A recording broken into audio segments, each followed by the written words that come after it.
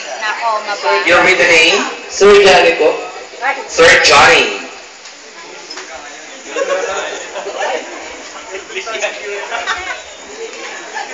English? This is my question for you. Tagalog lang po. Ito ang katanungan ko para sa iyo. Ano ang mas mahalaga para sa iyo? Pera o trabaho? At bakit?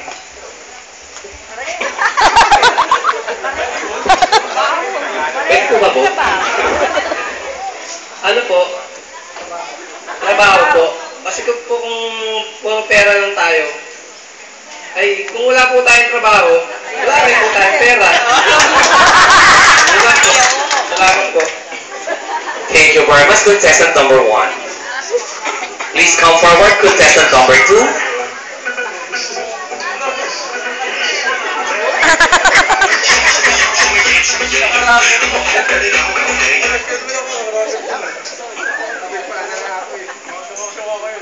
Eric Tiracruz. Ara, magandang gabi sa iyo. Arabi. Good evening din po. Parang tumutubo ang balbas mo ngayon. Okay, ito ang katanungan ko sa iyo. Ano ang natutunan mo sa mga pagkakamali mo sa trabaho? Thank you for the wonderful questions.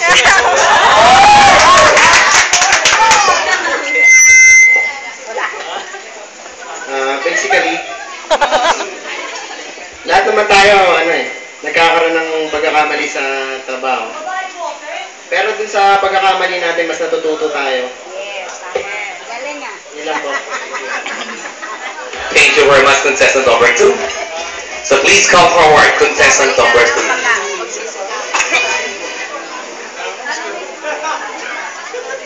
Oh, may name.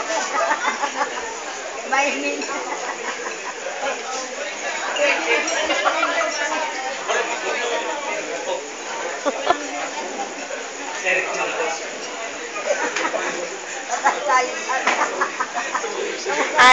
Ay, bayaw mo. Sino ba to? Si Valentina. Valentina. Or Bunny. Bunny, magandang gabi sa iyo. What is more important to you? Honesty or loyalty at why?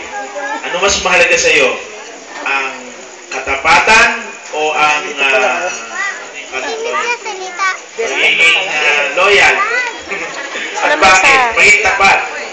Katapatan po. Katapatan. Okay, bakit?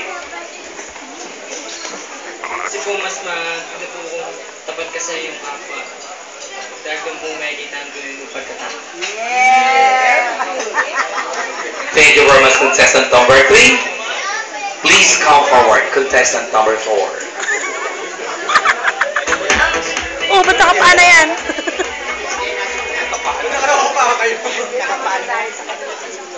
Sir Johnny.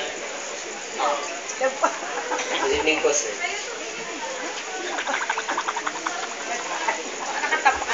Good evening din sir. This is my question for you. Big and big. What qualities do you look for in a boss?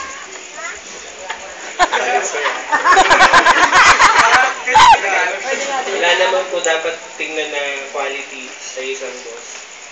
Basta nagkakaintindihan po tayo. Salamat po. True to life. Thank you very much, contestant number 4. Please come forward, contestant number 5.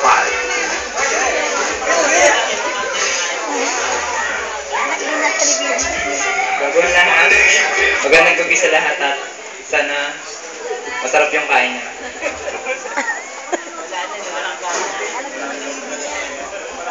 Maricel Pineda.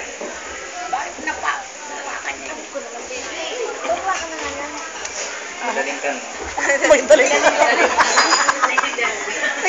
So, what have you done? What have you done to improve your service in Ramin's Catering? Ano daw? Ano yung nagawa mo para ma-improve yung quality of service mo sa Ramin? Ay, alam mo. Ginawa ko lang lang po ng magsipag sana trabaho para maging maganda yung sweldo rin. No? Thank you. Thank you very much, contestant number 5. So what about contestant number 6?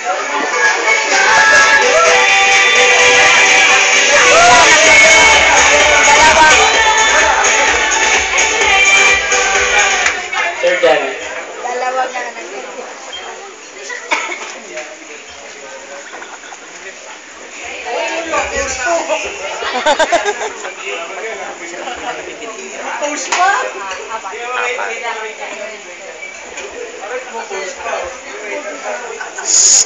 Good evening. This is my question for you. Okay, Tagalog ko na para sa'yo, ha? Maray lang pa. Bilang isang empleyado ng Raymond's Catering, anong katangian ang meron ka na wala sa iba? Ano po, bali, ilan po yung malataas na ano po, kung nasa mababang posisyon lang po. Ano daw? Layo naman. Katangian. Ano po, bali yung...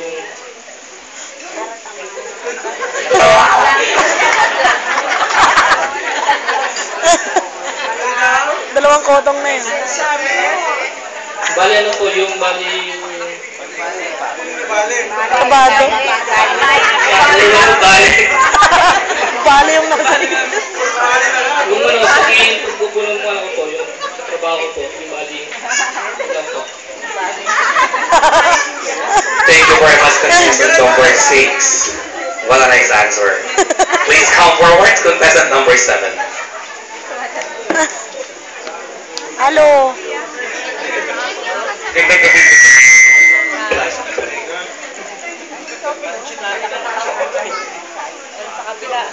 Rick Quadra. Sir Rick Quadra. Yung busy lang po. Good evening. Tell me about the suggestion you have Taray. made to improve level. Ano daw? Can you speak in Tagalog? Anong mga suggestion mo para mag-improve ang Ramirez Catering service? Para sa akin po, gagawin ko po lahat ng mga kaya ko. Ang layo. Yung suggestion mo, malayo. Sabi yung mga naging suggestion mo para ma-improve yung Ramirez Catering. Para sa akin po, wala pa po ako nabibigyan ng suggestion.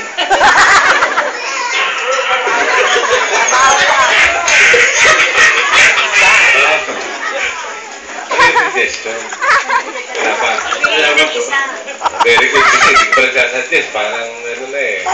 Ang galing na agad ng service na. Thank you. Okay, thank you very much, contestant number 7. Please come forward, contestant number 8.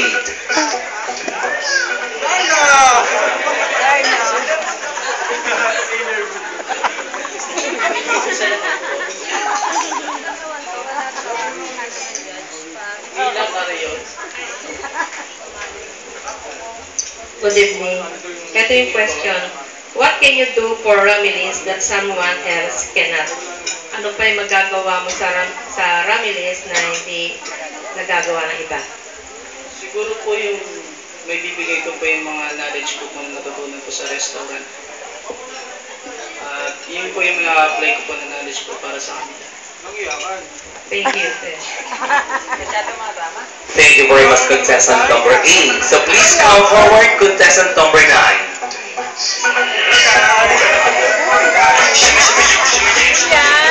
Good evening po. Nila Carion po. Good evening ulit. What motivates you to do your best on the job? Pwede pong pakitagalog. Ano may tutulak mo para magawa mo ang best sa iyong trabaho? Para po sa akin bilang baguhan po.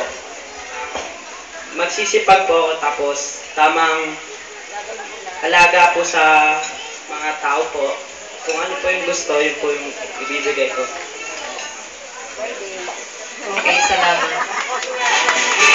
Thank you very much, contestant number 9. So next, we have contestant number 10. So judges, paki-add na lang sa inyong tally sheet.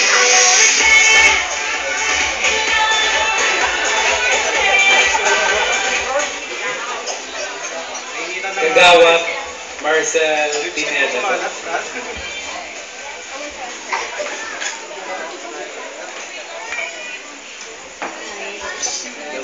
Malala ko yun, bakla.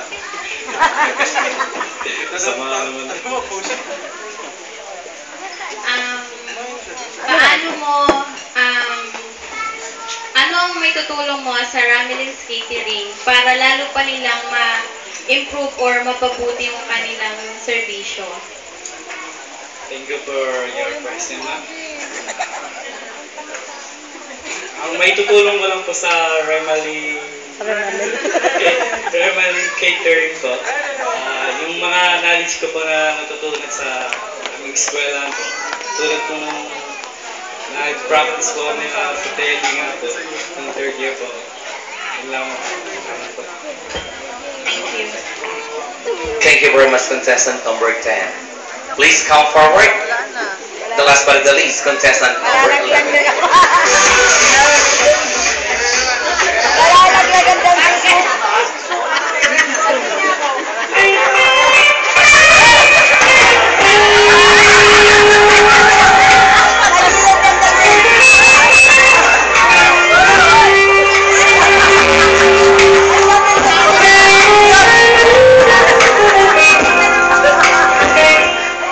Bago ang lahat, magandang gabi po sa lahat.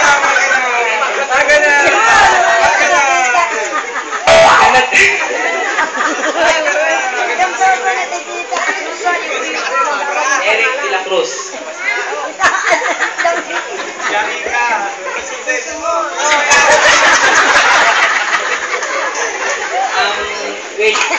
Magandang gabi muna sa lahat at magandang gabi po sa lahat ng nandito.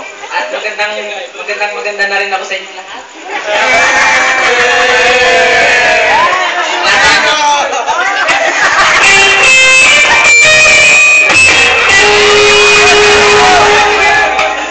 Okay. Nani nga ba? Yes? Okay, ito yung katanungan ko sa iyo. Ano ang mas mahalaga sa iyo? Ang magawa mo ang isang trabaho ng mabilis, pero matapos mo siya ng mabilis, pero may mga konting problema?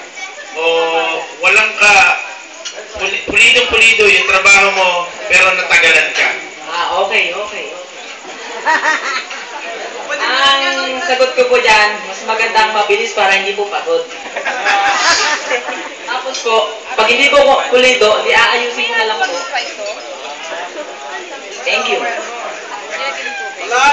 Thank you very much, contestant number 11.